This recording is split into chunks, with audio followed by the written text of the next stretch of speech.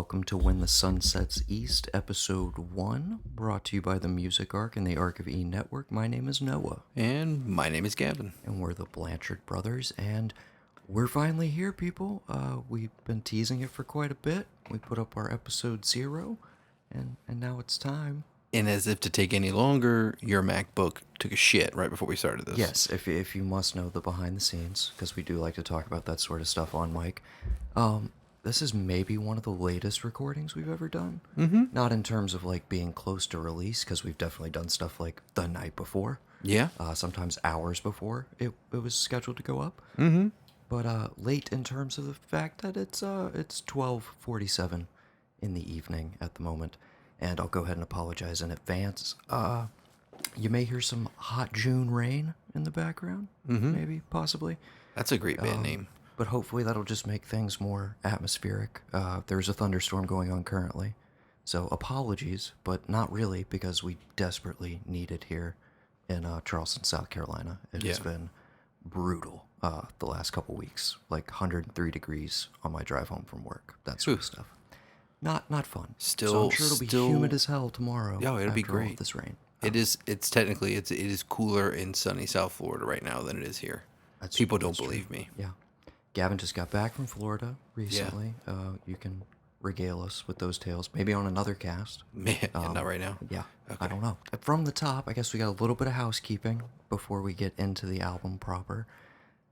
Thank you, first of all, for anybody that's listening right now. And it looks like quite a few people are, because our Episode 0, thanks to the help of Mr. Yoni Wolf, more than anything, hit over 115 downloads in the first 24 hours, which for us on this little tiny podcasting network that's only a little over a year old is huge. So thank you so much for everybody who's listened thus far. You hear that? And now it's time for us to completely disappoint everybody. Do you hear that? Totally underdeliver. You hear it floating around out there? What do I hear? Street cred. Street cred. Maybe eventually. Maybe. That elusive street cred. I was just so shocked because it was like, oh, I finally made it. And I was like, no, you've been around for a minute, man. Like, I didn't know that. No, I don't know anything about this band or this person. The fact that he actually listened to it to begin with is like all I could have ever hoped for. And then the fact that he actually posted about it, so everybody could get on the train, that it was such a boost. Like, again, for something that was just a gleam in my eye like months ago that I was slowly trying to pitch you towards. I'm glad to see it paid off. Maybe you want to pat me on the back? Yeah, sure. I mean, because he could have had that whole Jason Lee almost famous moment. Just don't make us look like idiots. Like, that totally could have been the response. For sure. So, one of the things that came out of the exposure on Episode 0 was some comments in Yoni's feed, one of which tagged a couple of their friends and was like, they beat us to it, and went on to say, if they don't have us on as expert guests, we'll sue. I immediately messaged back, and because of that, we've got some like co-hosts of the show at this point. You're going to be introduced to them very, very shortly, Mr. Dawood and Miss Rachel, who are Y superfans. They're going to be doing a regular segment on the show called, get this, Untethered Layers. Whoa. And Gavin does not get that because he hasn't listened to Mohlin yet. But you'll get there eventually, hopefully. Hopefully you don't bail on me midway through this. Would that be the good drama of the show? It's like, oh man, what's going on? I mean, the drama of the show is whether I can convince you that Y should be one of your favorite bands. That's the core. Oh, that's the theme. That's why we're doing this. I get it. Yes, that is why. Oh God. That's not gonna. It is going to. I thought about doing a segment just called Why, where we just ask questions, but could we save it for the end? Because I for all the notes I would take about like questions I want to ask. Oh, for sure. And I'm like, Dawood is an expert, as you'll hear in just a little bit. So any questions that you come up with in the course of this that I can't answer, which you'll probably have many. Well, why don't we do this? Maybe we can ask questions to them and they can respond on the next cast. Let's do that. I'll just start like making questions for the next album. Like, okay, yeah, I'm talking about this one, but I've already listened to the next one. Dude, what does this mean? What's this about? Why is this here? What's going on? Like, a ton of questions. So, I think without further ado, maybe we'll go over them. Again, I wanted the Y superfan perspective because I admittedly came to them kind of late in the game. I'm still in the midst of playing catch up with some of the back catalog at this point, and it was great to all of a sudden have somebody on board and a great addition to the show. So, without further ado, let's kick it over to Dawood and Rachel with some untethered layers about Elephant Eyelash. Untethered layers. Untethered layers. All right, so I guess we'll introduce ourselves. My name is Dawood Nadurath. I'm Rachel Tyler. And we are very big fans of Y, to put it mildly.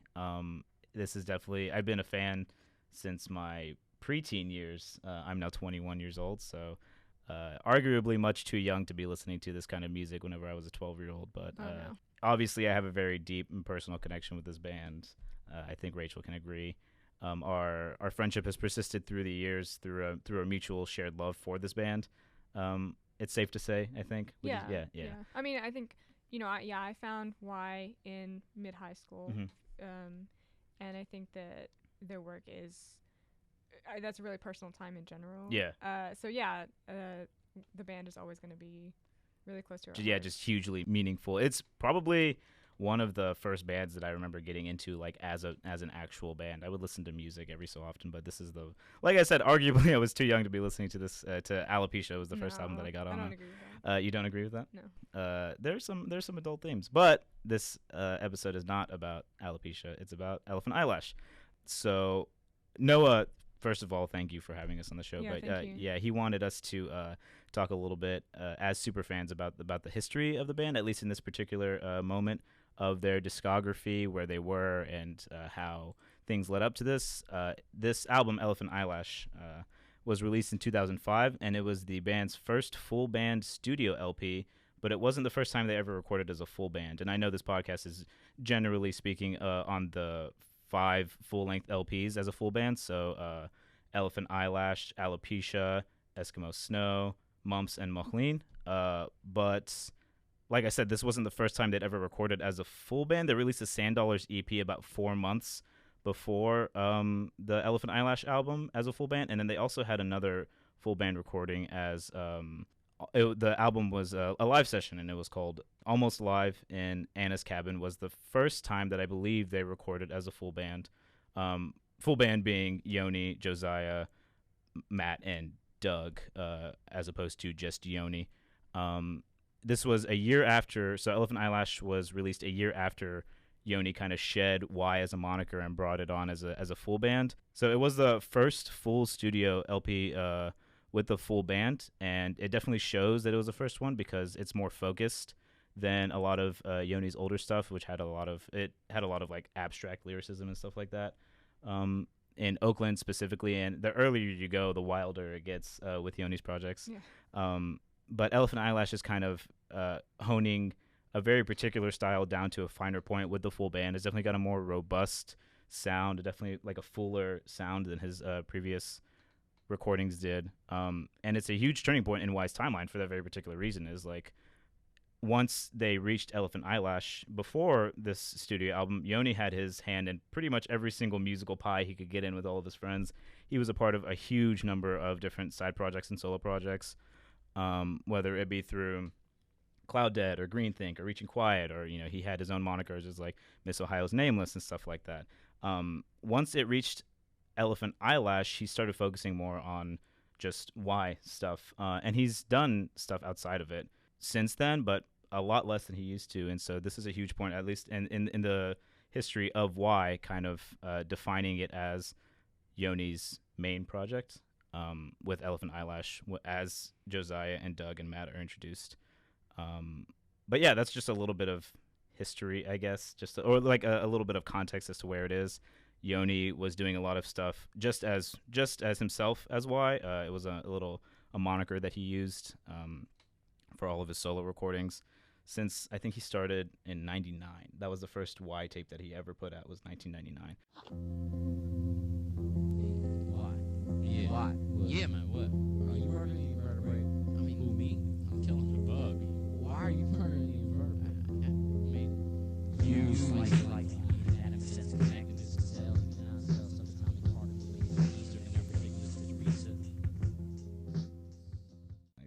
makes me feel useless as a 21-year-old, because he'd already established the Anticon Collective, and he basically co-founded an entire record label that still exists to this day.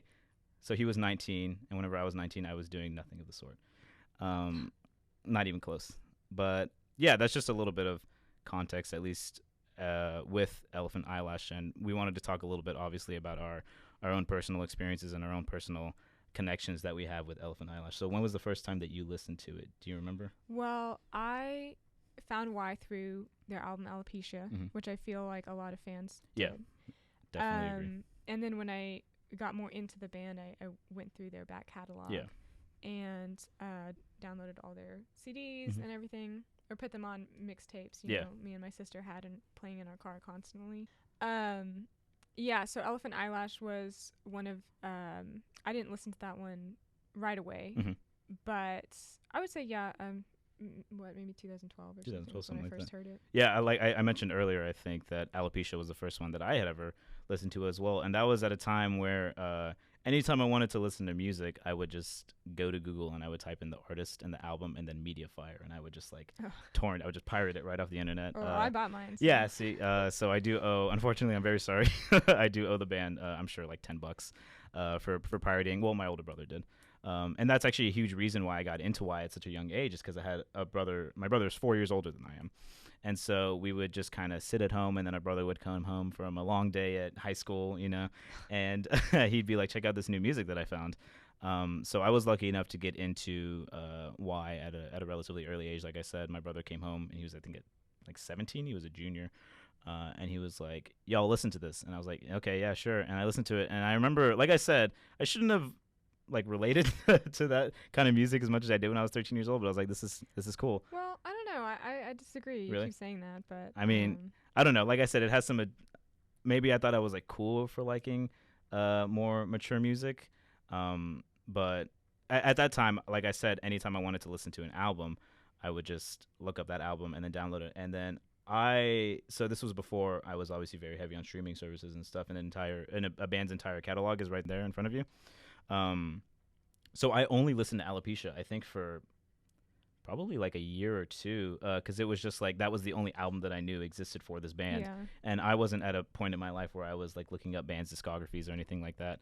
So I only listened to Alopecia for a while, and then Elephant Eyelash, I believe, was the next Y production that I listened to.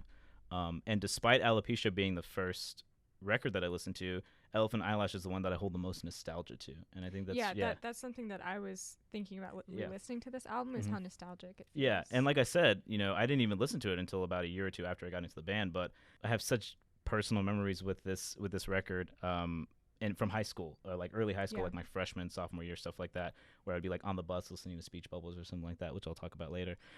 And I will still feel nostalgic when I listen to Alopecia, but Elephant Eyelash, I think. And this is just, obviously you're free to disagree, but I think it's a lot easier to feel nostalgic because it's a lot easier for like me to enjoy and kind of like bop along and almost relate to Elephant Eyelash songs versus Alopecia songs. Because Alopecia songs are really obviously very interesting to listen to, but they're very personal to Yoni. So I couldn't exactly relate to a lot of the stuff that he was talking about. Like I was 13 years old, I wasn't faking suicide for applause in the food courts of malls. Faking suicide for applause in the food courts of malls. But with Elephant Eyelash, it evoked like this hugely nostalgic feeling, particularly with Autumn. I don't know if you feel the same way. Yeah, is it the same? Listening to Speech Bubbles, or listening to, like I said, False Saddles and stuff like that, whenever it just throws me back immediately into being like 15 and riding the bus to school in the morning and stuff like that. And that's why I think Elephant Eyelash is one of my personal favorites. I will say that a lot, I'm sure, throughout these episodes, because they're all my favorites and it's impossible for me to rank them. But Elephant Eyelash, for whatever reason, is just the most nostalgic to me. And I think it's just because it has that very particular feeling to it, and I'm not entirely sure how tangible it is or how to describe it. But well, and I think even as a first listener listening to it, it has a really sweet kind of. I think it's more inviting than a lot of the other, at the very least, Alopecia and also Mumps. Like those are very, like I said, deeply personal. It's not as aggressively personal. Exactly.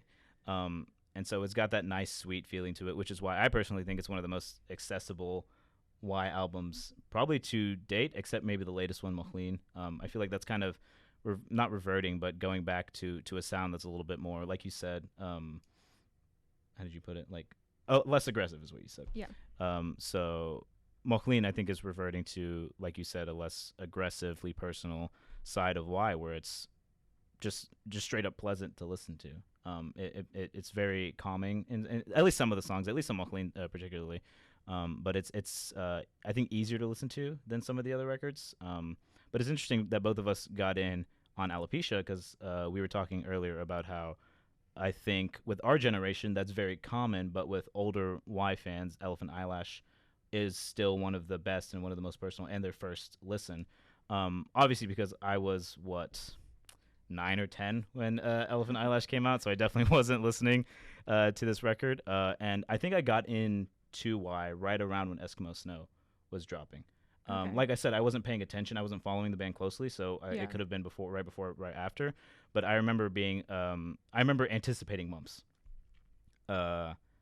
And I think with people who had to anticipate Alopecia and had to anticipate Eskimo Snow, stuff like that, obviously Elephant Eyelash has a much deeper connection. Stronger. Yeah, and an even stronger connection with those people who got in on the ground floor.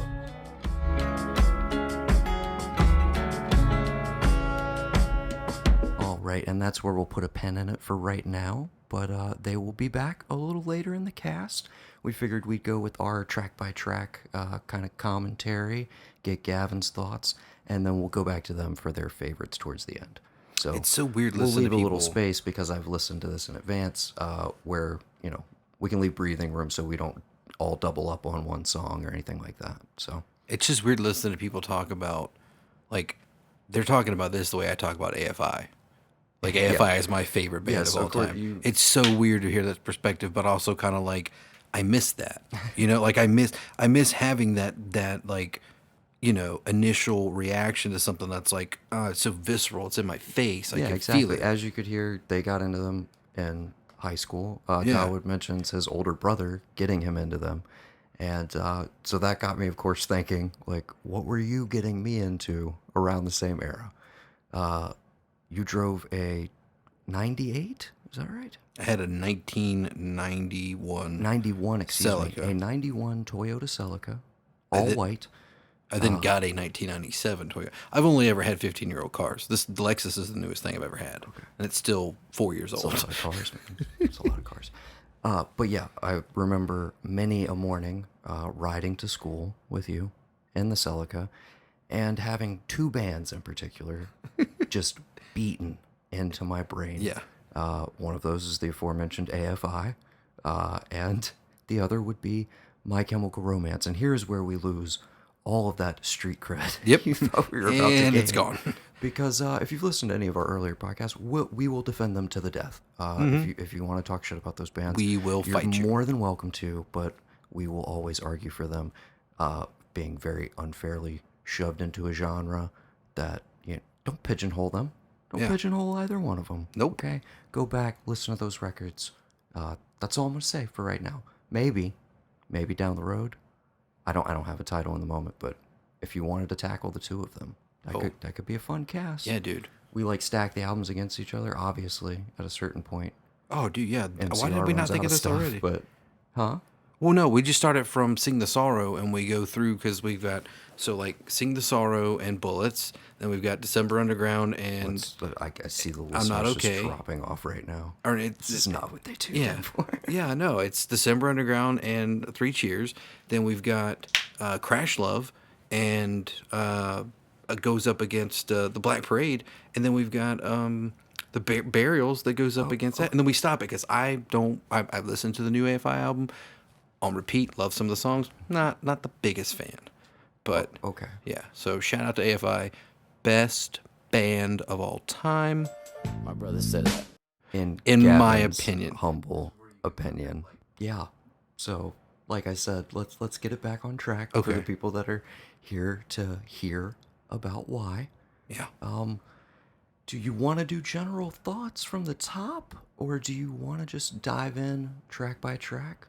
How do you want to approach it? We haven't really talked off mic about the overall structure, other than we're gonna go track by track, but do you want to give your overall thoughts and then we'll get deeper into it? Yeah, I can do that. Okay, so I first listen.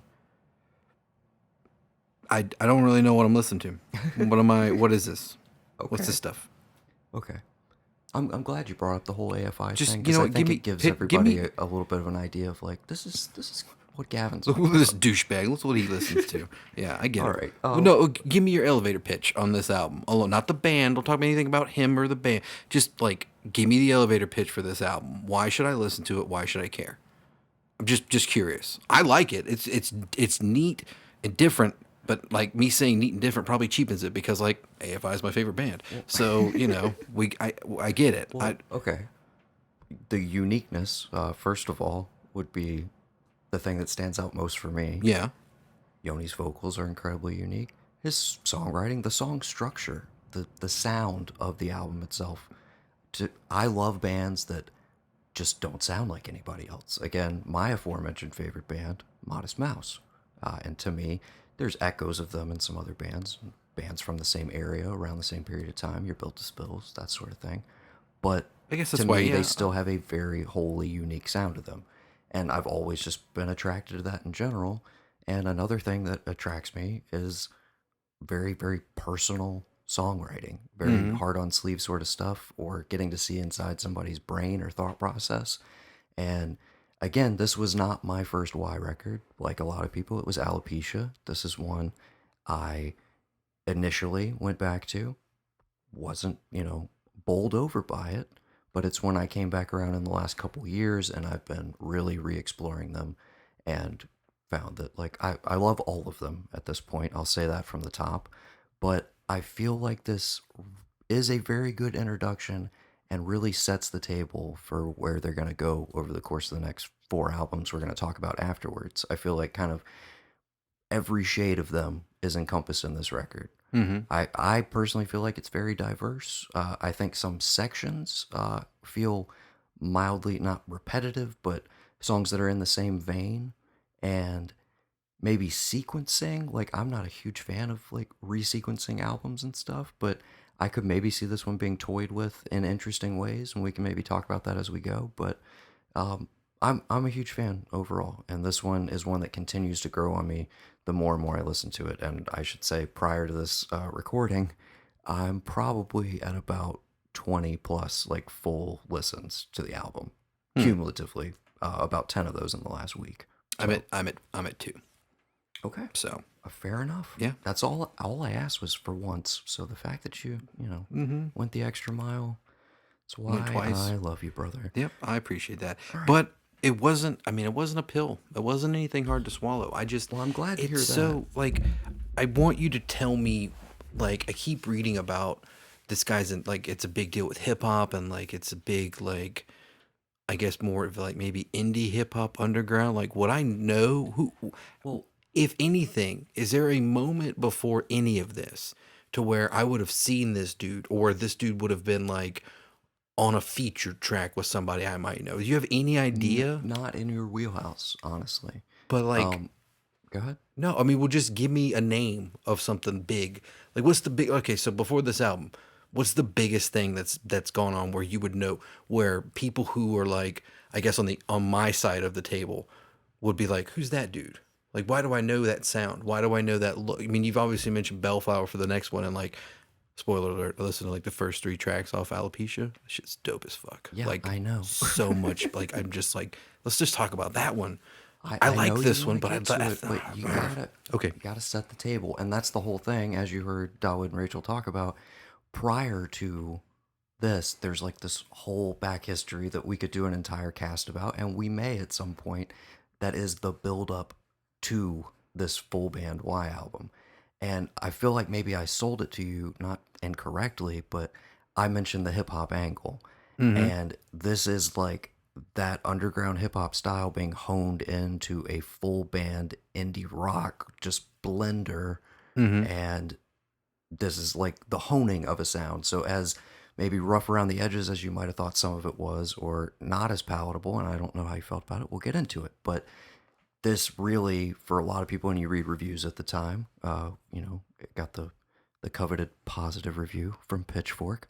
And of course, they mentioned in there that they feel like this is like, the most zoned in Yoni's been, the best thing he's done thus far, and are really championing like the full band sound.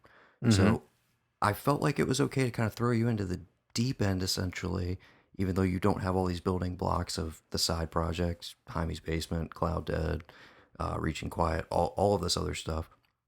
But I wanted you to kind of see their evolution as a full band, because I think album to album, as we go forward, there are huge differences, but everything is of a cohesive feel. And I think it's a really distinct body of work, those 5 LPs specifically.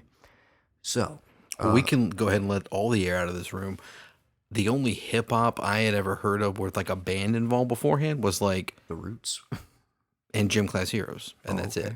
And we just let Gavin's. everyone is gone. No one is listening just anymore. Illustrated for everybody the subtle differences I'm between not talking the about. brothers. I'm talking like, listen, anything past As Cruel as School Children is dumb. The Paper Cut Chronicles is okay. Okay, but you gotta understand, we live in the early 2000s, fueled by ramen, everything era. That's just where I am. I love it. I grew out of it. Why would you want to leave here? It's so fun, brother. Why would you want to leave? Okay. Without further ado, you want to jump in? Yeah, let's jump in. All right. First track, Crushed Bones.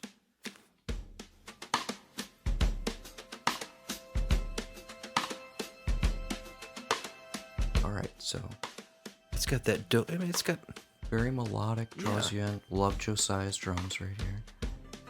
And then that just like slightly distorted guitar. Like you're feeling it, right? Yeah, totally. You're going along. Mm-hmm. Definitely. Yeah. Uh-oh. There we go.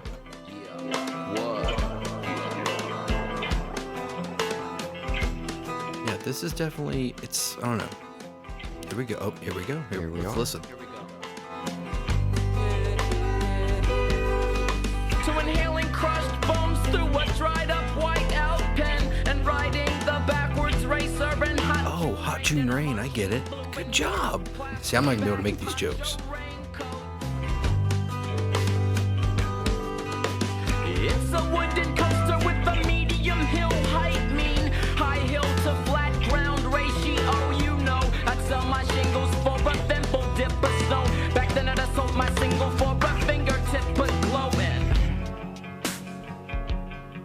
And us in navy blue hoodies and khakis, as was the style that year. Blue hoodies and khakis, as was the style. And us in navy blue hoodies and khakis. Yeah. So you're going in cold to inhaling Crushed Bones through a dried up whiteout pen. Like, where's your head at? Just talk me through it, brother. Okay, so you know the scene where they're all on the chocolate river and it's like, there's no earthly way of knowing. That is where I'm at right now. Okay. What is this? Where are we going? What are we doing? But you're intrigued. What is life? Why did Jesus leave? Like, it's just all these different ridiculous questions you have. Okay. But yeah, no, I'm intrigued. I want to know more. But that's the thing, man. Like, there's so much that's thrown at me, and I'm just like, what is blah, blah, blah, blah. You know, like, okay, I just listened to the newest Kanye album, and when he talks about, like, Russell Simmons says he's going to pray for me, I'm going to pray for him, too, because he got me, too. Like, there's this whole, like, backwards diss about, like, he's dissing Russell Simmons because, like, Russell Simmons has a Me Too problem because of this whole Me Too thing. I get that, but there's all this random shit going on in every one of these songs, and I'm like, what does it mean? Like, I'm dumb. I need you to tell me what it means. I will say this, having listened to what the co-hosts have said about it, the thing I can appreciate about it most is it's a bunch of different poetic, just whatever you want to call it, wax poetic, whatever you want to do, all coming to him being filtered through this music. And just from the simple like standpoint of being able to articulate that into something that is catchy, melodic, draws you in, wants you, come on this journey with me, I can appreciate that from an artistic point of view. But like the Neanderthal in me is like, what the hell does this all mean? Tell me now, please. Like it. It's different. Yeah, it's so weird. Yeah. totally. But, I think an amazing opening track. You'll hear Dawood and Rachel's thoughts on it, of course, in a little bit. But I think this, coupled with Yo Yo Bye Bye, which we'll get to in just a second, perfectly set the table for what you can expect from Y in general. Crush Bones builds to a very intense, driving, almost scary finale, and then kind of cools off towards the end. Nice little instrumental section that takes you into the calmer, quieter side of Yo Yo Bye Bye, which we'll listen to right now. I was walking through San Antonio before sound check. I was looking for some pole to do pull-ups on. I'd like to talk much longer, but I'm on somebody else's cell phone's time. While we still sleep if Carolina was our wake-up call. Almost done. I tell it to you like I got it in my mind. I'm fucking cold like a DQ blizzard. You act like a slut, but you're really a freezer. We love and hate like the tattooed fist. And all these songs are sung on road trips. All right. I love the line, we love and hate, like the tattooed fist. Mm-hmm. Night of the Hunter, movie that Mom introduced me to when I was super little. More popularized, possibly at this point, of course, Do the Right Thing. Yes. Radio Raheem, One Hands, always fighting the other hand. But I love that imagery. I'm fucking cold like a Dairy Queen blizzard. Yeah, we get a nice... That shit is dope. A nice name check early on. Who doesn't like a DQ blizzard? Although the last time I had one was from the gas station off 15 and 20, and I got like really bad diarrhea, so I'm never eating from that one again. Thanks for sharing. Yep. As about always. 3 years ago. My brother said that. Yep. And yeah, I don't know if I'll use the sound drop all the time. Everybody, you just go back to better that. believe I'm going to that on a regular basis, because my brother says some dumb shit sometimes. Yep. A lot of dumb shit. But yeah, you're immediately That's you get it. other shades of what? Excuse me. Yeah, the co-hosts earlier said, I'm not going to remember their names, I'm sorry. Dawood and Rachel. Okay, DR earlier, they said, his name starts with a D, You right? can just call them the Untethered Layers if that helps you. How about, so the Layers, or like Rachel Wood, or like Da Rach. The Rach be saying earlier that they feel like he'd be making some creative. Sorry, yeah. They felt like he had taken a bunch of creative writing stuff, and I'm like, I'm not fucking smart enough to listen to this stuff. I don't know stuff. Like, I get the love and hate thing, but then I get it, but it doesn't process until I'm hearing about DQ blizzards, and I'm like, where am I going? Right. Yeah. That's why multiple listens are rewarding. Yeah. And one of those artists where I'm like, pull up the lyrics while you're listening to it. I can't. iPhone did that. It's not on like iMusic. Okay. Like I downloaded it, but it doesn't come up to give me the lyrics when I get the chance. You pull them up on I a could. separate tab. A lot of times I'm driving though. Okay. Don't text. Oh and yeah, drive. don't text and don't read lyrics and Unless drive. with your phone while you're driving. Stay safe, kids. Yeah, but immediately you're seeing other shades of Yoni's vocal. I feel like he's got an incredible range, and you'll continue to see that. Some of it's a little augmented through production, but a lot of it is just like straight up him. And again, this one's not a standout for me, but I think it's a build towards where we're gonna get with the centerpiece of the album. So moving on to Rubber Traits, track 3.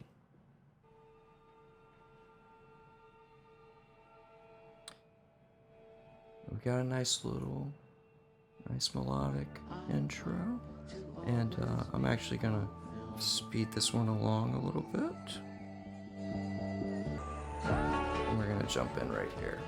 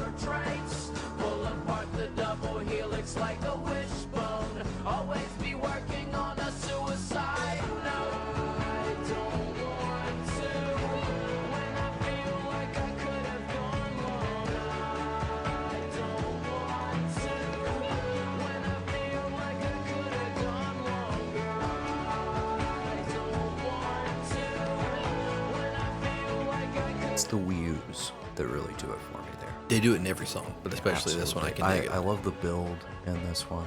It's got it has like a dun, dun, dun, dun, like a building tone just towards the drive, and then you almost feel like you're just about to fall off a cliff. I'm but waiting then constantly you don't for fall. You're just elevated. I love the song. Yeah. So I don't want to. When I feel like it could have gone longer. What do you think he's talking about, brother? Well, there's humping on a bed of nails, so like, I don't know, maybe sex. Doesn't want to come early, possibly. Yeah. That's what I always think of when I listen to it. I don't know if that's what he's going for. Haven't researched it further. So this bed of nails, is it on fire, and does she only come when she's on top? Those are the questions I have. I'm just kidding. That's a joke. I have a question for you from earlier, actually. What kind of man are you, Gavin? Navy blue hoodie and khakis? Or fishnets, hats, and canvas shoes? Oh, what year did this come out? 2005. Yeah, I would have definitely been fishnets. I totally wore all black in high school. True. Yeah. Yes. Yeah. Now Gavin I do literally got our school handbook rewritten. That said, men, young men, couldn't could paint not their fingernails. Paint their nails. Could not display feminine quality. Dude, you think that shit's still in effect right now? I don't know. I'd love to get a copy it is of small town Sumter, South Carolina. Yep. Speaking of which, my reunion, my 10-year fucking reunion. I knew that was coming next weekend. Are you going? Of course I'm going. Where's it See at? what that's gonna be like. The city center in Sumter. Never been. Okay. We'll see what happens. We'll see who shows. But Yeah. yeah, Gavin got the entire thing rewritten, basically his own little personal section, all because he painted his nails black, dyed his hair. This was during that whole AFI My Chem phase that I mentioned. Listening to a lot of Joy Division. Yep. A lot of Joy Division. Confusion There's and some resistance at all. There's some street cred back She's for you, lost. dude. I feel Yeah, like there's I was a gonna decent say, amount of crossover. Dude, between, Joy Division and that, and like, Linkin if I again, there were threads where I was like, Yeah. I can see Gavin really digging them. That's why I wanted to do this. Like, because when you were like, you should go, we're going to do a podcast about why. In my brain, I'm going, oh yeah, that's the one that sounds like Joy Division. He's been trying to get me to do. And I listened to this. I was like, oh, this isn't that band. Never mind. because what you were thinking of is Future Islands. Yes. Who have toured with Y. And Okay. I'll totally do a Future Islands cast with you after this summer. Also seeing them in September. First time I'm getting to see them. It's going to be a great fall, dude. Yeah. I'm looking forward to it. And hopefully you will come to the Asheville show. I will just because they just added on a bunch of dates, which is awesome. I already had tickets to the DC show, so if Veronica can't go to the DC show, if you want to road trip with me to that, yeah, let me know. I could use a companion. I've only gone through DC on a 8.5 hour train. drive. We can kill some podcasts together. Yeah. Listening to them, not recording them. No, But definitely not. Oh, dude, could you imagine trying to record in a car? probably not that bad. Yeah. Yoni's got a few on the Wandering Wolf that are like recorded in the back of a van. Sound great. Yeah. We need to get. I'm curious what exactly he uses, but I'm pretty sure I've seen it pictured before. But it literally is just like a twin head mic that plugs right into the base of your iPhone, and we need to get that for traveling shows. Honestly, Dude, yeah. Like when we go out, do remotes outside of the studios proper. Oh yeah, dude, that would be dope. All right, where are we? We're Song lost number in 4. it, man. We are lost in it. Right We're now. lost in the folds, man. We are not lost in the folds, to clarify, for anybody who's like, what the fuck happened to Sunshine and Max? Where'd they go? They'll be back with a show About Dave tentatively Matthews. titled Hookers, about the movie Hook. Yes, I think they need a better title. Suggest one, thearchive@gmail.com. They should just call it Rufio. People think it's about the punk band Rufio. Yes, because they have such a massive following. Yeah. No, they really should call it Rufio. We should just change the name of this network to Totally Niche. We should just do it. Totally niche. Totally I should just niche. rebrand after a full year. Yeah. Great idea. The Archive presents Totally Niche. Just when people are finally like figuring out where everything is. I'll say, I'm sorry, more housekeeping. If you go to our website, thearchive.com, I've tried to make it a little bit easier for you to find all of the different shows within the feeds. So now you got some handy dandy buttons at the top of each of the podcast feeds, and those will take you directly to the different shows, all of our little mini-series that run.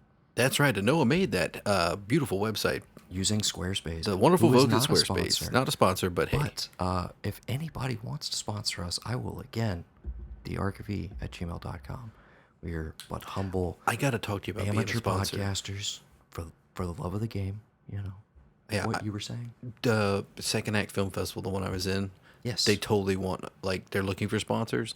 And I said, even if we couldn't come up with, like, the smallest amount of cash to give them as a sponsor, to where they could put our name and all the shit, and, like, we would get tickets to the film festival, I would totally do a whole thing leading up, like, the month of August into September, that we were going to be, like, it's sponsored by Second Act, just to get the word out. Because my friend that's the producer chick, the one that told me about Halloween, to go where to go to, like, do that, she's basically, like, running it this year. I'm trying to get into somebody's movie, but I'm going to be volunteering and helping with them.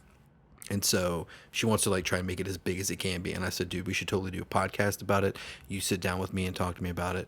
We'll go through some of the filmmakers. Like, I'll do my own little series on it. It'll be dope. So Second Act's coming up in October, and more on that as, like, August rolls around. But if you want to try and come up with $250, we could totally be a sponsor and get our name out there. And, like, have people in Columbia realize, hey, you know, homegrown. Let's listen. Okay. Homegrown, starring Luke Wilson and Owen Wilson. Too much? All right. Yep. Yeah. Moving right along. Let's get back into the album. Let's do it. Jesus Christ. This is totally gone off the rails. We are not. That's been off the rails with Noah and This has been Gavin. an episode of Off the Rails. We are not Adam Scott and Scott Ackerman, as much as I would like us to be. Yeah. And I should go Which ahead. one would you want to be? We got to give, not that they need a shout out, much more well known than we are. But that's a huge part of why I wanted to do an album by album show, is after listening to you talking you two to me. Yeah. And are you talking R-E-M-re me? I always have to make sure I say it right. Those are way funnier than I could ever hope for us to be. And they do banter fantastically. They'll banter for like 2 hours they're before they even get to the comedians. track by track. Yeah, well, they're comedians, dude. Yeah, we're not. That's why I'm saying, let's get back to the structure of the okay. show. Maybe you should write some jokes. Alopecia, I got jokes out the ass, dude. Isn't it like a skin disease? Yes, it is. Okay. Just checking. Make sure. Which Yoni has suffered from here and there. Oh, that sucks. Yeah, it does.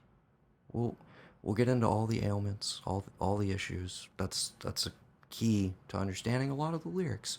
And again, you need to be listening to his podcast. Oh, wait a minute. Okay. What? It all kind of makes sense now. Everything's coming together. It does. You really seem like you figured something out. I God did, man. Damn it. The hooves. Okay. Listening for the hoofs of the rescue party. Waiting for some ghost pony to glide into Berkeley with an old fish bowl full of deer traps strapped to its ghost saddle. It moves slow like an exercise bike on an airport walkway. Something that wouldn't smell like ground ants or glossy magazine cologne.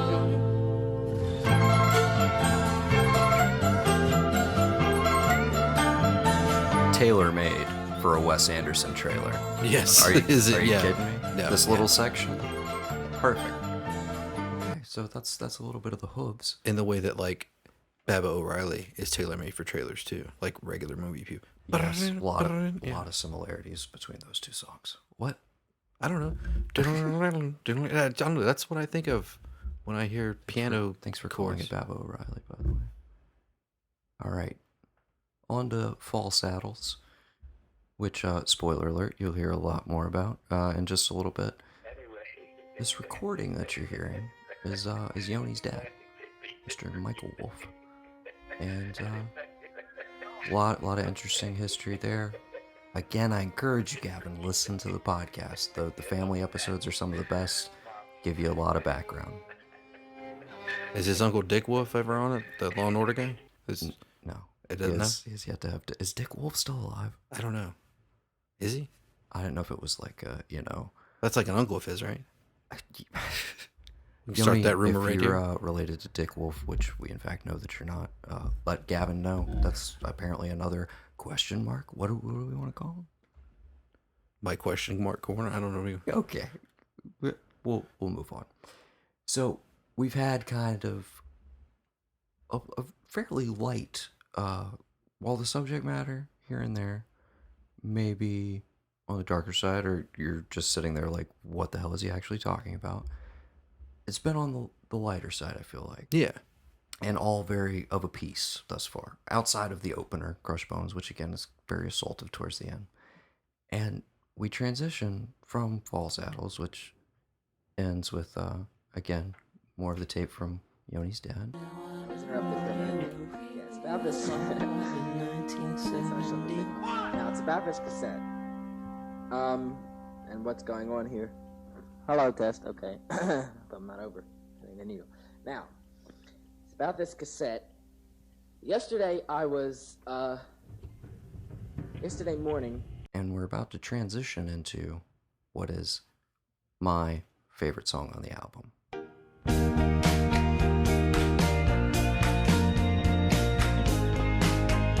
This, of course, Gemini. I feel like this is a fan favorite for a lot of people.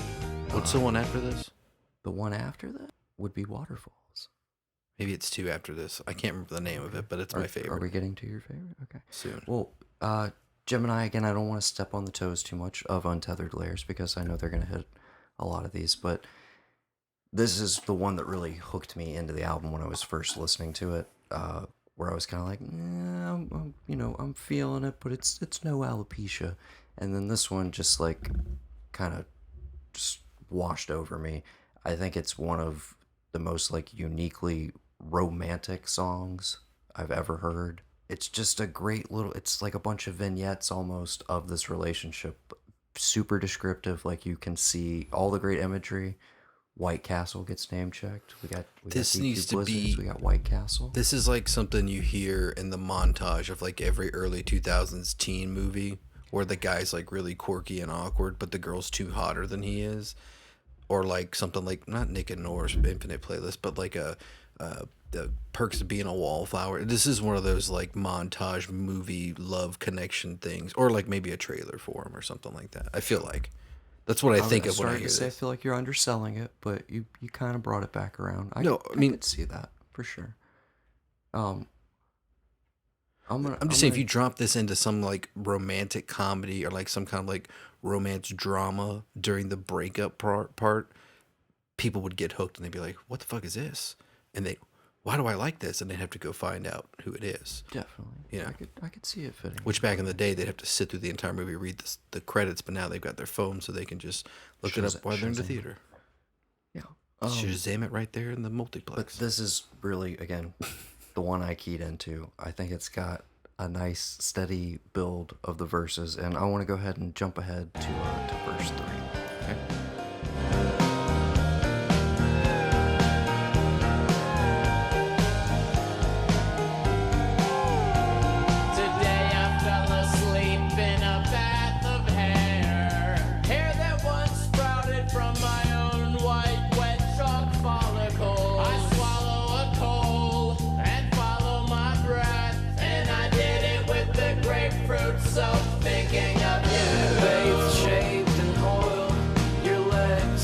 Two skinny dolphins swimming between the mattress and the layers of bedding, turning in your dry sleep.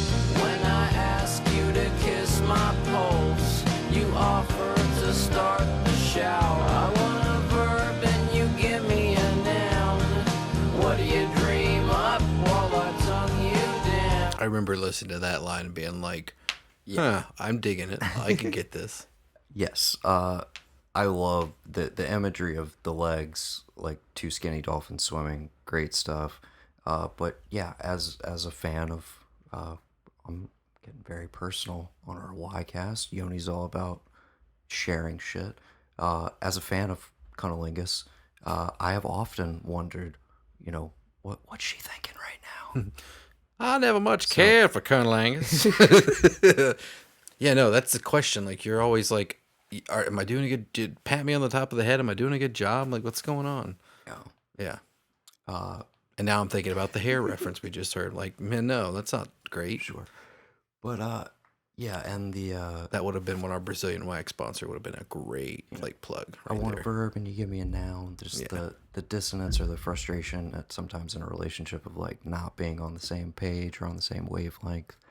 And just all of it, again, it feels so like kind of hopelessly romantic to me, but it's tempered by like, it's not all roses, you know? Yeah, no. And I think it's a beautiful fucking song. I think the production is just note perfect on it.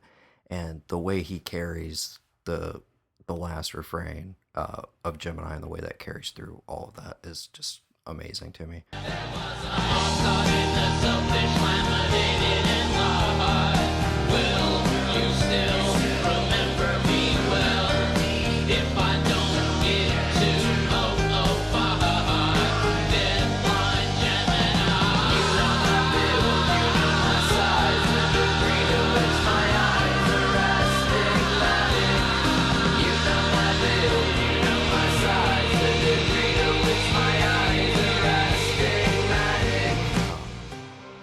There's something about there was a moth caught in the soap dish, laminated in lye. That there's something about that turn of phrase that's just like really, really pleasing. I don't know. Yeah, it's really dark and strange, but I like it. So that is my what I feel is like really the centerpiece of the album. It's over 5 minutes long, and I think from here we're off and running. Personally, I feel like the back half just keeps up the momentum until we get to the last two tracks, and we'll get there when we get there. But for now, Waterfalls, Gavin. Tasting the tears that run down the gutter, two teeth break, tears and well, running a groove in your cheek. Waterfalls leave smooth rocks. When the river dries up, you can determine where a river once was, just by examining rocks. Waterfalls leave smooth rocks. When the river dries up, you can determine where a river once was, just by examining rocks. Just by examining rocks.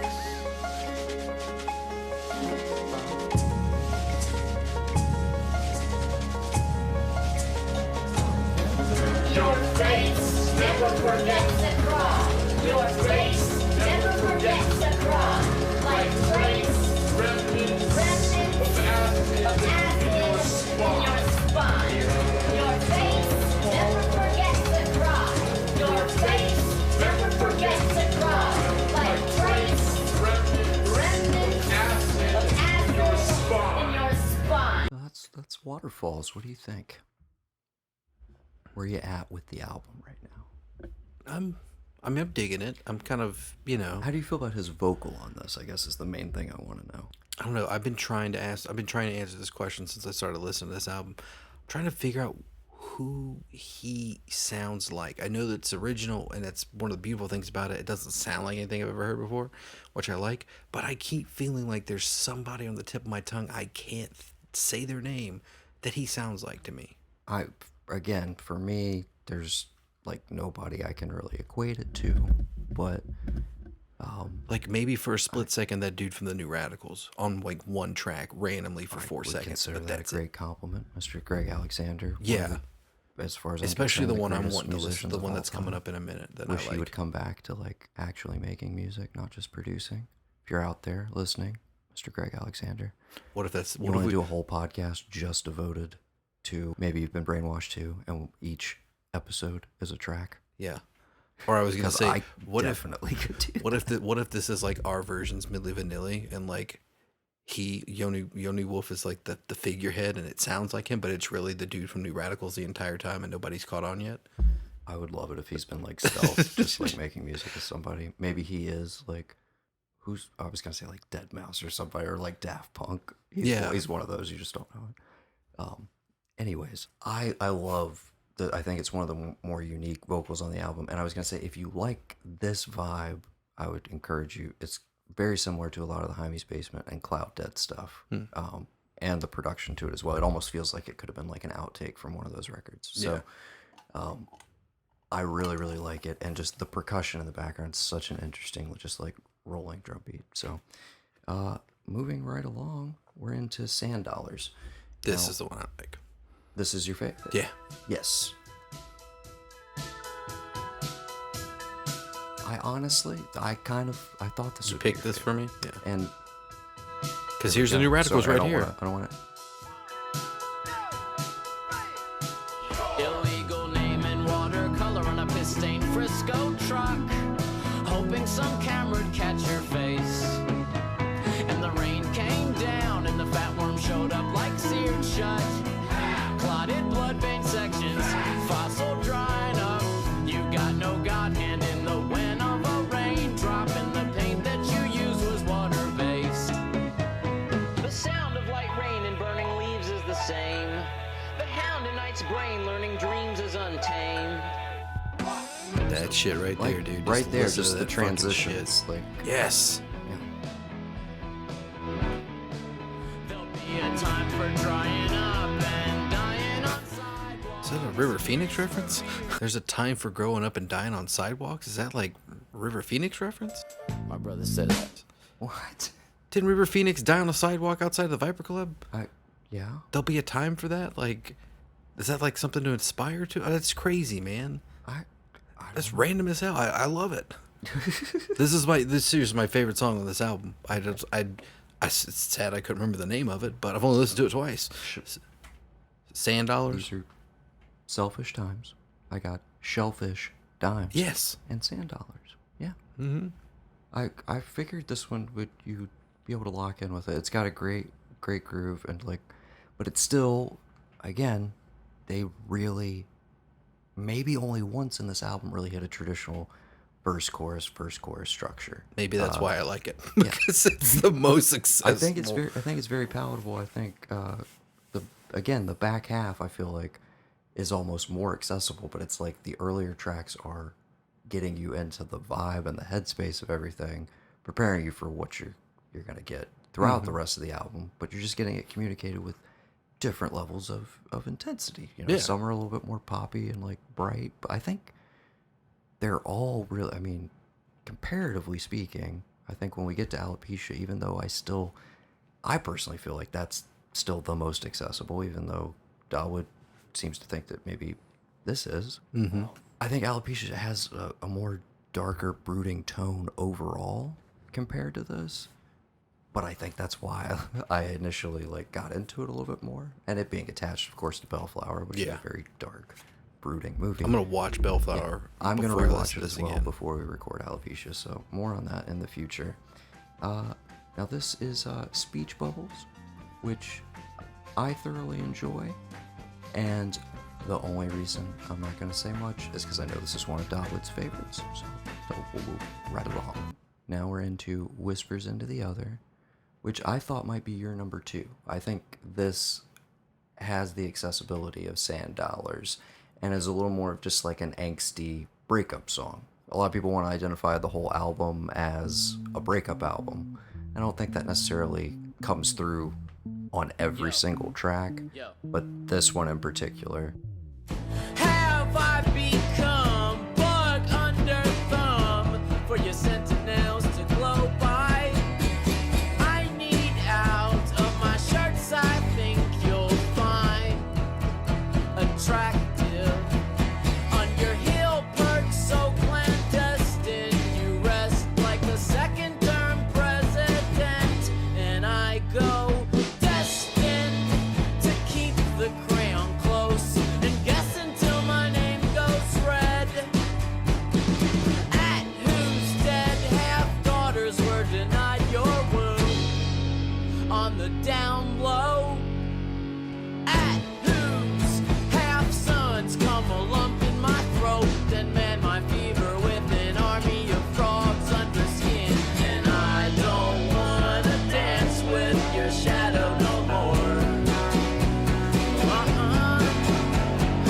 Listen through an elephant's ear for your whispers into the other. I mean, is this album about a breakup? What's that? I mean, overall, is this album about a breakup? Yes. Of note to me, this is one of the few that fades out almost like a 60s or 70s song. Yeah, it's just it does they're feel more keeping going. We're just fading them out. Yeah. yeah, I just feel like it's a good angsty, like kick in the face sort of song. It's got a great this is probably my second favorite. And now we're into Act 5, which is a standout for me. One of the darkest songs on the record, unless you find the final song darker, but just immediately you can feel the, like, okay, we're going somewhere different right now.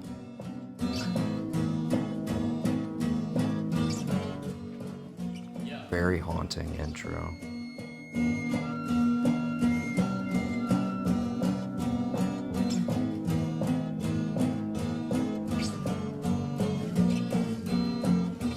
There is no grace in Act 5. Only the nerves, insect-like twitching, involuntary bowel movements, and confusion. A snail in salt doesn't fall asleep with a half smile, like grandma from the after-school special. It twists and contorts, it jerks and drives for some time like a living severed limb on fire. The people who taught me card tricks are dying. I've been trying to gank my pop-ups, good looks from old snapshots, and all the people who taught me card tricks are dying. I've been trying to steal my grandfather's handsome from old photographs.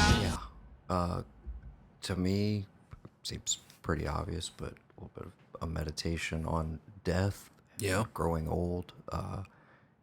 Mentions trying to steal his handsome from old photos of his pop. We have a Paw, or Paw, as you named him. Very handsome guy in his own right back in the day.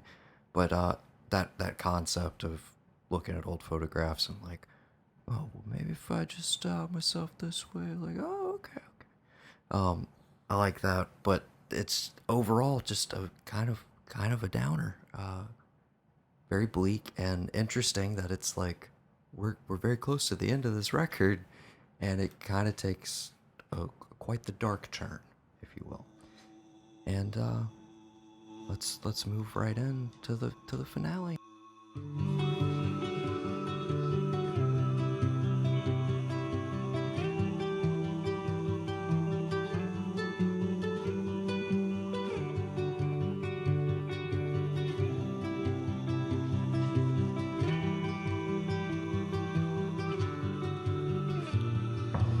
Each of these old light leaves is dirt, barely held together by tiny bone hands that used to be alive. All right, so again, very, very dark and moody, and we build to the final thrust of the album. Here we are.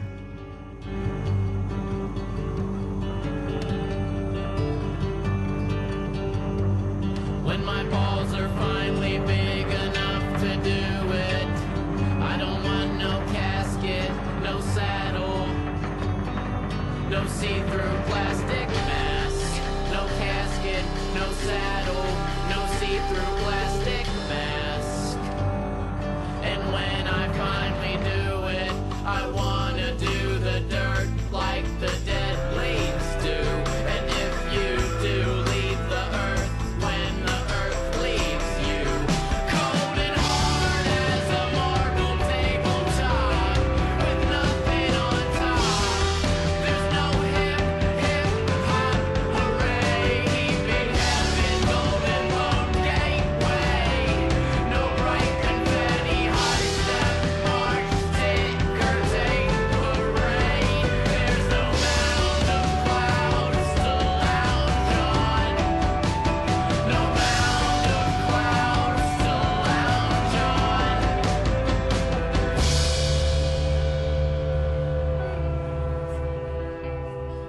And we're out. And if it wasn't for the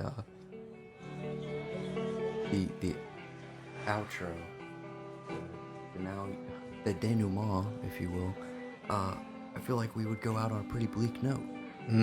But yeah, what do you think, man? We're here, into the album. Again, dark turn, no mound of clouds to lounge on, like very bleak outlook on what might happen to you after you go. Where do you feel about, like, that's where he leaves us, essentially? As Dawood and Rachel talked about, he's not concerned with keeping you comfortable. And I don't think he tries to do that at any point in this album. And particularly, again, leaving you on this note, which I love the swell and the build. It's a total great, like, slow burn closer. You could see it being a great, like, set closer live as well. And I love it. But I'll stop talking. Your thoughts? You know, most of everything up until this point, even some of the stuff that gets a little out there for me, I was it's like, got like a hopeful tinge there's to like, it. yeah. Which, yeah, that's why listening to this one, again, I talk about, I think you could resequence it a bit. Maybe take some of those first, 2 through 5, essentially. Layer them a little differently throughout the album. But I like it as it stands.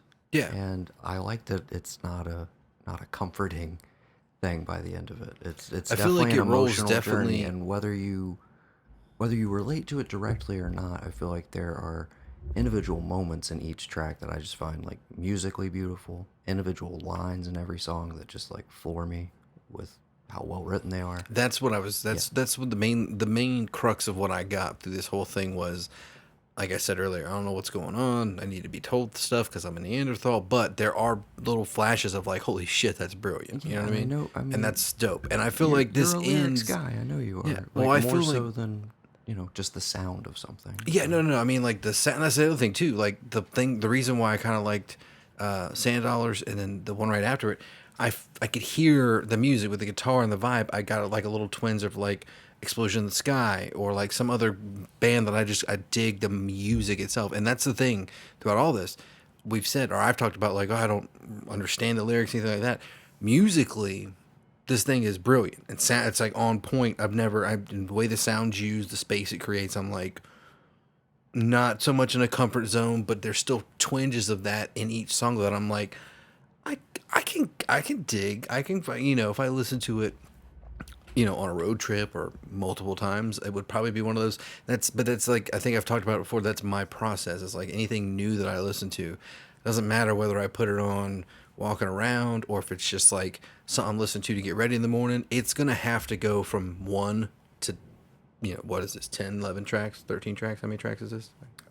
12. Yeah. So it's going to have to go to 1 to 12, 1 to 15, 1 to 10, however many tracks are. It's going to have to go there from start to finish in my car for me to, like, get it and for me to, like, get into it and feel it and be involved with it, because that's just, like, my process. Yeah. But I feel like it rides out, and I feel like if you were to start the next album right after it, it blends to me, because I listen to definitely do that. Yeah. So I mean, overall, I give it 7 wolves out of 10. Okay. We'll give stuff whoops for this. Is that what you want to do? Sure. Yeah. That's what. Or no, 7 sunsets. What am I thinking? Of course. 7 sunsets. I give it 7 sunsets out of 10. Okay.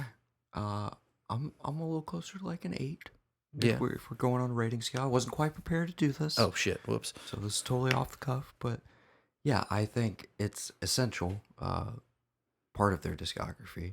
I think it is a fantastic album, but I do think if I was starting somebody from scratch with them, I would start them with Alopecia. I mean, that's where I started. That was my gateway. Yeah, I feel different in all this. I feel like a weirdo because I've heard everybody like, I'll start with Alopecia. I'm like, I know what made me listen to this first. Again, that's the story for a lot of people, but I mean, there's tons of their fans that would tell you Elephant Eyelash. Like, that's where it's at, So why is it called Elephant Eyelash? Is there any significance to that? If you believe Wikipedia, which I don't know if I entirely do, because it's quoted from apparently an interview with Yoni, but when you click on the citation, like, there's nothing there. I don't know if the interview is just not linked anymore, but apparently an elephant eyelash refers to an erection. It's his own personal slang.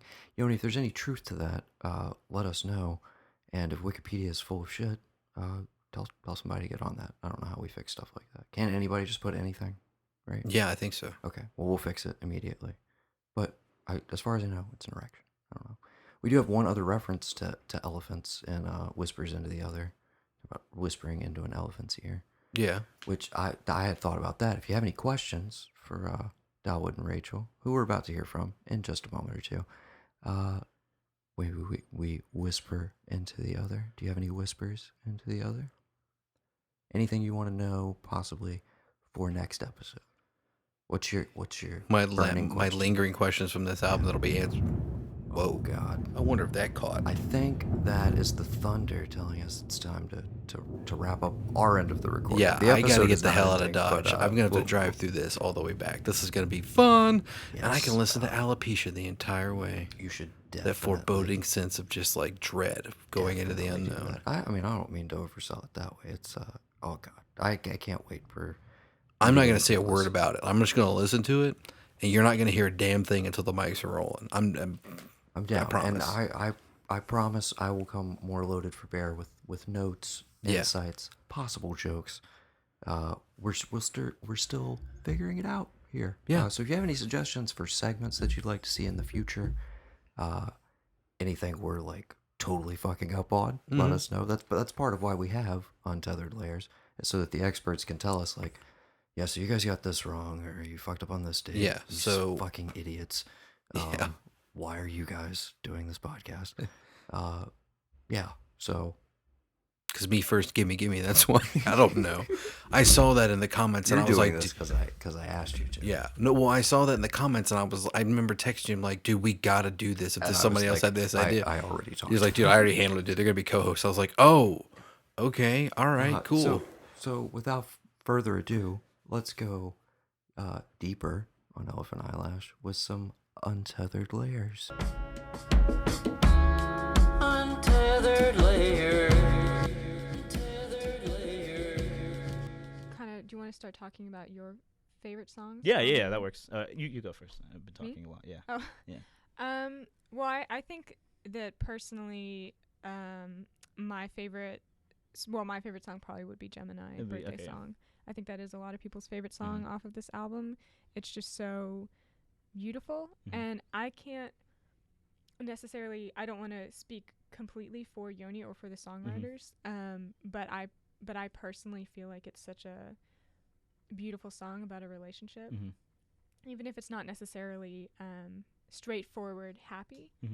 And there are a lot of parts in it that talk about the struggle of being together, perhaps, but especially that line, I think a lot of people use the different sides of the globe. Yeah. If we're on different sides of the earth, we'll keep our veins tangled. Yeah.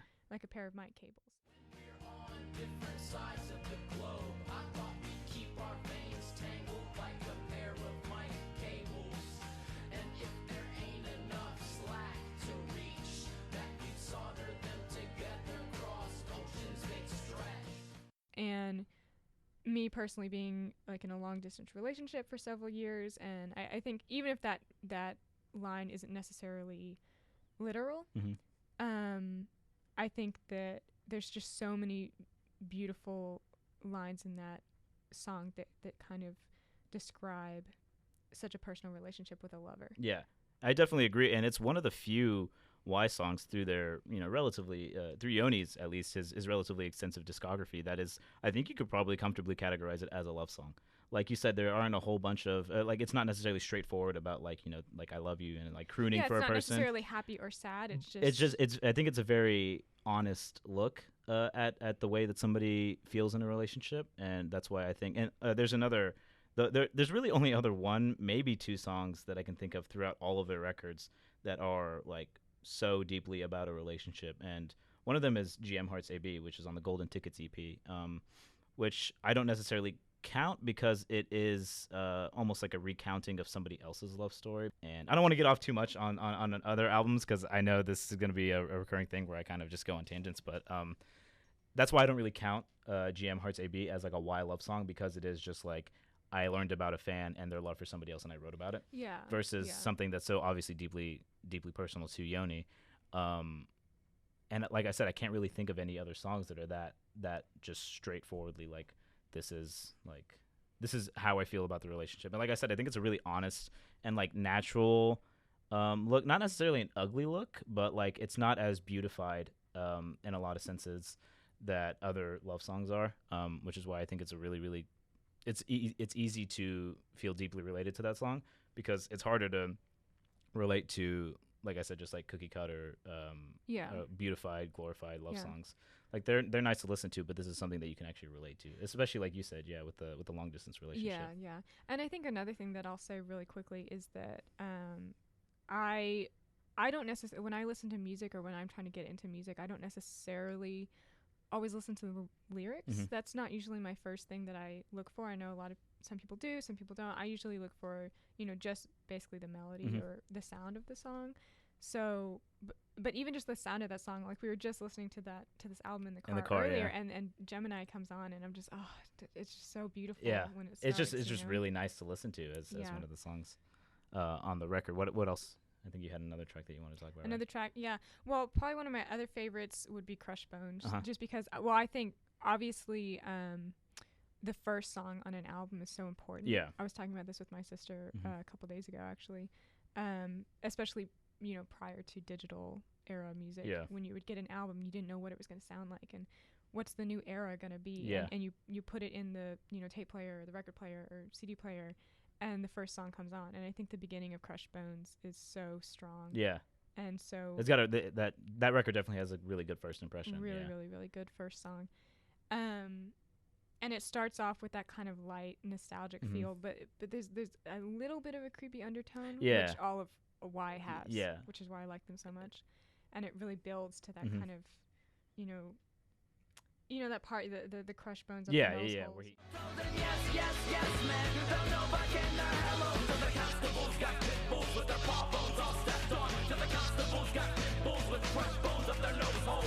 It definitely builds up to an intensity of whenever he says whenever he's talking about the riders on the tube tie razors to their elbows. Yeah, that part. It's terrifying. Yeah, exactly. Yeah. Well, and some of the like with the intensity of the song, the lyrics go to match in intensity. Yeah, and even throughout the rest of the song, he's talking about in the sirens yelp like a helpless dog with his paw stepped on. Like you said, it does kind of have a creepy undertone, but definitely like I think a pretty good indication of how the rest of his discography is going, will sound, even through alopecia or through Mumps and stuff like that. Like Yoni isn't somebody who's worried about keeping a listener comfortable, which is something that I really enjoy. Yes. Yeah. Well, again, re-listening to this album the other day,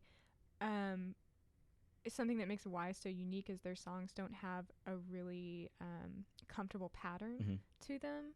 It's not just verse, chorus, or even if it is, it's a really unique way. You don't really know exactly what is going to come next in the song. And that's what I like so much about Y. And that's why I like Elephant Eyelash in particular. And like I said, in the context of this record, and where Yoni was before, like I said, a lot of his lyrics were very abstract and almost just like, you can tell that he got an arts degree. You can tell he took creative writing classes, because a lot of it is because a lot of it is just like almost just like abstract poetry put to dissonant beats with earlier stuff that he did, like Oakland. Yeah. What exactly. And so exactly. And so like you said, it's not necessarily like a comfortable pattern. That's one of my favorite parts about his music. That's why one of my favorite eras is like pre-Elephant Eyelash, like right before, because like I said, it was very sample heavy. It was very produced. He didn't have a full band at the time, so he was doing a lot of the beats and stuff himself. And so he had the sort of creativity to just do whatever the fuck he wanted to do, and he could just like you said, it was just, some of it is very dissonant. A lot of his side projects are just like so wild. And like I said, Elephant Eyelash I think is one of the more accessible albums, but if you go like a few albums back, like you like at that point, if you're already into wild music, that's cool. Like you'll enjoy it, but that's probably not the best place to start if you're just trying to get I struggle with some of the earlier exactly stuff. What is it? Our neighbor's daughter. You think no, that that's Rachel's thinks that what is it? It frightens you? Is that what it is? It's terrifying. It's a scary. It's a creepy. Yeah. Well, that's not on Elephant Eyelash. It's on Oakland. Yeah, that's what I'm saying. Yeah. But he didn't really have to worry about putting himself in boundaries or whatever.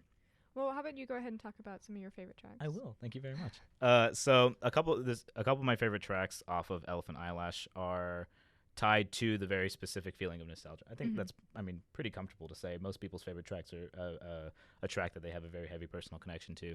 And I talked about a very specific memory of like me listening to music like while it was raining and I was on the bus to go to school, and Speech Bubbles, like it brings that feeling out so deeply literally every single time I listen to. Like that was just one offhand day that I was listening to music on the way to school, but I'm literally that was 6 years ago, and anytime that song comes on, I'm just immediately like put in that feeling again. And I think it's not necessarily, for me, it's tied to that memory, but I feel like that song has a really certain power of nostalgia.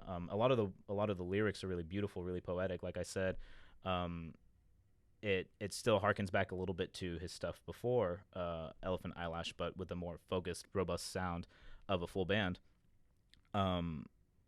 And so that song has such powerful imagery to me. That song, like the line where he says, is it Rain is Confession? Yeah, that whole part. And now these empty breaths reflect the feedback of headlights, push leaves and coffee cups to lower altitudes and gutters. Rain is confession weather, and we become booths of prayer if we let us. And I think it was something you said about having like a nice rhythm to it. Like that song really, that part of the song goes really up and down in like a really soothing way that really cements it in that point in my memory, because it just goes so well. I think with Autumn particularly, I think you and I like both agreed that Autumn is a very special season for that album. But that's why I love that song so much, honestly, just because like it brings such old memories back so strongly every single time, and it's just a beautiful song to listen to. Like the lyrics, like I said, are beautiful, a little bit more abstract than the Wise later releases, Alopecia, McLean. They still have their own he still has his own very particular way of writing, but I think this is one of the last records that Yoni put out that has that very specific writing that I do love so much. It's that abstract poetry. It's that like, I'm not trying to fit this into anything. I'm just gonna say really beautiful shit, and then I'll put like beats out or put instruments around it. And then one of my other favorite tracks is False Saddles. And see, that's not one of my favorites. It's not. And I know that I've always thought it was interesting that one, you love that one so much. Yeah. And I mean, he says my name. He does. I was about to say, yeah, you should love that song because it says Rachel in it. But no, I love that song so much because and you talked a little bit earlier about not really listening to lyrics or not really like looking for lyrics. Exactly. Yeah. Whenever you're listening to, that is my biggest thing, is like I'll go in and I will I will pull up Genius annotations as soon as I start listening to like a first song, just because I want to see like where I'm very interested in an artist's creative process. I'm very interested in where their head was at that very particular time, and I think that is a really, really good indication of where Yoni's head was, even not at the time that he was writing it, but just at a point in his life. And it's references something in his life that he doesn't reference as heavily as he references himself, and it's his family. So this song is about his there's samples in this song, the very beginning and then throughout the middle, and I think the end. They're all taken from a track that his father wrote years and years ago for his now wife, Yoni's mother, Rachel. Okay. I didn't realize that. Yeah. So the samples that you hear at the beginning of the song in the middle, that's all something that's all off of a tape that Yoni found that his father had recorded, and the whole song is about his dad. Pretty much, it's about he's got this line where he says, "You carry God like a bouquet of balloons." You carried God like a bouquet of balloons. Yeshua whispered in your ear, "Be your next move. Come on, get on that train." And then Yeshua whispered in your ear, "Your next move. Go on, get on the train." That was literally like his just a retelling. No, it was a retelling of his father's life. Like he moved. Was moved by what he felt like God was telling him to do, basically. And so he said, you carry God like a bouquet of balloons, and then he told you your next move, get on the train, move to Cincinnati. And like I said, I'm very interested in the creative process and what makes an artist be the artist that they are, that like at that moment in time.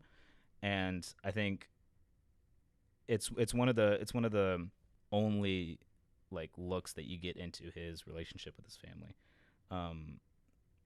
I can't really think of any other ones throughout the rest of his discography where he discusses like his like somebody in his family so blatantly. A lot of his songs are very personal, and that's why I like his lyrics, because it's like very honest and it's very open and it's very about him. But this is one of the since one of my biggest things is figuring out why an artist is the way that they are and like how they came up and what shaped them to write the way that they do.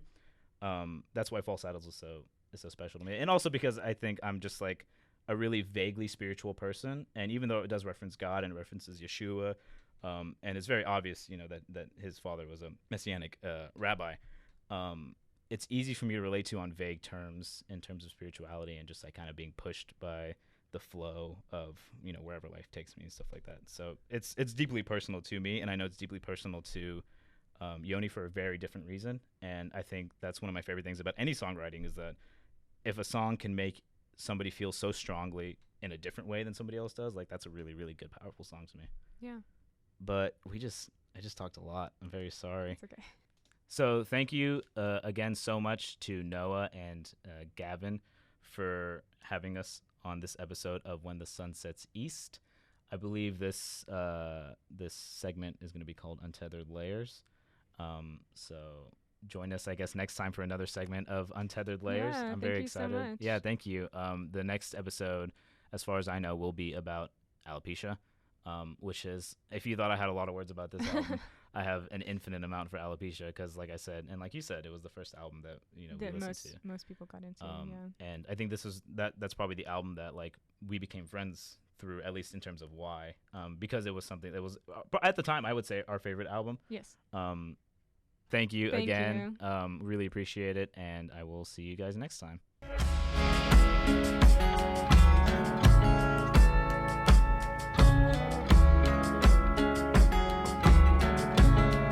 So hopefully we didn't step on the toes too much of any of their favorite tracks. We'll try and time that out. And again, like, should we include them in the body of the track by track as we're going through? If you guys think it should be structured differently, let us know. If there's more things you want to know from us personally or from Dawood and Rachel, you can reach them on Instagram. Rachel is at rachel.rat, if I'm not mistaken. I'm confirming that as we speak. How many T's? Just one T. Okay, so it's not like the band. Rachel.rat. Okay. That's her Instagram. She's got some lovely artwork up there that you guys can go check out. Maybe we can get her to do some artwork for the show, potentially. Yeah. I just thought about that right now. Can she draw us an elephant's eyelash? She probably could. Yeah. She's got a lot of cool portraits on here. You should go check it out. And Mr. Dawood is, I'm going to go with Nadurath on Instagram. That's Nadurath. Nadurath. So, if you want to get in touch with them for anything on the Untethered Layers end of things, if you want to get in touch with me personally or the network as a whole, it's at the Arc of E Network on Instagram, at the Arc of E on Twitter, and of course you can reach me at thearcofe@gmail.com. Gavin, where can people find you? I am social media. Gingerbeard Man with 2 N's. Somebody beat me to it. I'm Starlord Bro on Twitter, and I used to do the Facebook. Kinda runs the Arc of E Facebook. I don't think we should. I think we should just leave it in the dust. Get off the Facebook, man. Sure. Unplug. Go to Twitter. Go to Instagram. We are on Twitter and we are on Instagram. Yeah. Twitter's been lacking a little bit. Sunshine's in the busy season. It's summer. It's when he actually gets busy, surprisingly. That makes sense. Yeah. So it's still there. I pretty much just regram everything from Instagram on that feed as well. Oh yeah, I put all my stuff from Instagram on my Twitter too. We're out there. You can follow along. And again, thank you so much for listening. I hope we somewhat lived up to expectations, whatever those were. But I guess we'll know what happens with the numbers. Yeah. We get on the sound of one subscriber. If you absolutely hate this, but please feel free to let us know. One thing that we do ask that you do, please, if you are listening and you're happening to listen on iTunes, you go over there, you give us a little rate and review on the Music Arc feed. And if you want to check out any of our other podcasts, they're linked in there in the associated or things you also might like category. So, and if you're listening to this, you've probably already done it. But if you haven't, go buy all of these fucking albums. Like, as much as I've been like, I have no idea, the fact that there's somebody who's been able to produce this kind of like, just don't give a fuck what you think. I'm gonna put my own music out there, kind of thing. That you got to give credit where credit's due. I can't play music to save my life. Neither can you. But we can talk about it. We are professional. Excuse me. Professional hanger, definitely in quotes. I was going to say amateur hanger owners, appreciators. As High Fidelity, I think, coined the term. Boom. But yeah, those who can't do talk about those who can. Apparently. Yeah. So yes, thank you, listeners. Thank you to Yoni for the initial support and getting it out there. I hope you enjoy this, sir. If you absolutely hate it, or if you think my brother's an asshole, feel free to let me know. Sometimes I do. And I'd love to know about your and Josiah's like internal dynamic in the band. Like, do you guys fight? Because sometimes we fight, just not usually on mic. We usually save that shit for. Yeah, we don't really fight that much, not anymore. No, we used to. God, we used to. Little kids, oh god, we wrestled. We're fucking terrible. Yeah. Anyways, I'm sure we should definitely come up with a regular segment. Give us a title for this, people, where we just recount stories of our childhood, our brotherhood together. Yeah. I think that could be interesting. I'm sure they'll just organically come about. Oh, of course. So we can be like, oh, is this an episode of... Yeah. Okay. So come up with a title or somebody else who's a lot smarter than us. But thank you for joining us on this journey through Elephant Eyelash. Thank you again to Dawood and Rachel. Really glad to have you guys along for the journey. If anybody else is interested in helping with the podcast or guesting at some point, you know, right now, we've got a solid 5 episodes planned and probably a finale after that. If things go well, maybe we keep this thing going for a bit. Maybe we go into all the side projects. You know, we'll see what happens. Let us know. But until next week, when we'll be back with alopecia for... Why not, Noah? Let's just do it. I'm sorry, I was waiting, but you kept talking. Yes, right now at 2... No, not today. I meant like, why not keep going into the ether? Yes, into this terrible storm. Into the other, Gavin. Yeah, into the other. Into the other. Okay. Stay tuned next week to where I explain how awesome the other side of Florida is in something related to an Instagram post I saw from the gentleman in his band we've been talking about. Okay. I'm looking forward to it. Great teaser. Everybody's going to show up next week for that. Just for that. Tune out. For that. Yes. So back next week, which will be, holy shit, July 4th. Yeah. So celebrate American independence with one of the most unique, independent voices out there. Is that a simile? Is that what that is? Sure. I don't know. I did not take creative writing. Okay. Unfortunately. Yeah. All right. That's why you don't know what this means as much as I don't know. That's cool. Yeah. We seriously have to wrap now because I'm losing my voice. I could see in like next month we sign up for like creative writing classes. Like, now we're gonna learn it all, and we just don't learn a goddamn thing. Like, I still don't get what any of this shit means. Yeah. Okay. Yeah, let's throw night school on top of all the shit we do. Yeah. Let's definitely do that. Great That decision. would be great. Until next week, people. Thank you for sticking with us this long. If you have not, shut this off somewhere in the last 45 minutes. Thank you. I have been Noah. And I have been Gavin.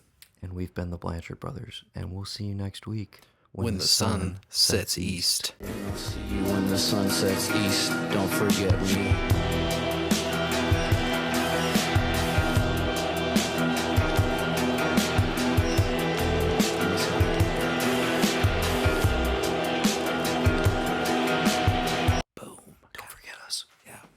That was dope, man.